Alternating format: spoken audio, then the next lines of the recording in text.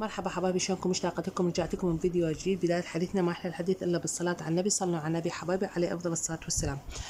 بما إنه اليوم إحنا سويت لكم قهوة شوكولاتية. قهوة شوكولاتية قولوا لي الجو حار شلون حشر من قهوة شوكولاتية؟ حقكم إحنا العراقيين شرب القهوة والشاي ما يحلى إلا لما يكون الجو حار، فنحب هنا نشرب من الجو الحار عادي عندنا. فلهذا سويت لكم القهوة الشوكولاتية. طبعا المكونات القهوة الشوكولاتية هنا استخدمت 3 ماي. كل لتر ماء تضيفون عليه ملعقة 4 معالق كبار من القهوة سريعة الذوبان. لتر ماء 4 معالق كبار من قهوة سريعة الذوبان. تضيفون عليها ملعقتين كبار من النشا. النشا يكون يثخن القهوة، ينطيها قوام كلش حلو للقهوة. إضافة إلى هنا ضفت 4 شوكولاتات وقطعة شوكولا. ممكن أنتم تستغنون عن قطعة الشوكولا وتضيفون 8 شوكولاتات حسب رغبتكم.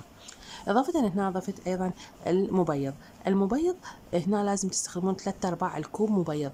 أرجع أحشي المكونات: لتر ماء، 4 معالق كبار من القهوة، ملعقتين كبار من النشا، 4 قطع من الشوكولا قطعة شوكولا و4 قطع من الشوكولات، وضفت عليه 3/4 الكوب من المبيض. طبعا هنا المكونات هاي كلها نخلطها على البارد، يعني قبل ما نحط الغلاية على الكهرباء لازم نخلطها على البارد وتذوب كل المكونات مع بعض. يلا أضيفها على الخلاط. طبعا الشوكولات والشوكولا شوية راح يعني ما يذوبون كثير، فراح انتظر أفضل أخلط بهم، بعدين أحطهم على الكهرباء، وأخلط أيضا شوية بها لما تدفى القهوة حتى يذوبون أيضا، لأن إذا ما خطتها وهي على القلاية راح شوية تلزق الشوكولات والقهوة، فحتى أظل أضيف بهم حتى لا يلزقون. تمام. شغلت القهوة وهنا وشغلت انتظرتها تفور، بديت أخلط بها إلى أن ذابت الشوكولا والقطعة الشوكولات. طبعا هنا حسيت انه شوي بها مرورة، القهوة مرورتها زايدة يعني، فضفت عليها 4 حبات من السكرين. طبعا سكر دايت هذا.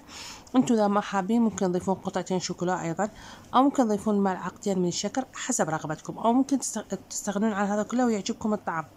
بس احنا بالبيت حبوا انه شوي حالتها تكون اكثر، فضفت عليها سكرين. طبعا هنا بعد شوي ما برد القهوة حسيتها شوية ثخنت، ضفت انتظرتها شوية تهدأ القهوة يكون شوية ثخنت وقوامها صار حلو، وبديت أصبها. طبعا طعمها كلش طيب. قولوا لي شنو رأيكم بها، سووا الطريقة وقولوا لي شنو رأيكم بها، ولا تنسوا الاشتراك بالقناة وتفعيل زر الجرس ليصلكم كل جديد. شكرا لكم وإلى اللقاء.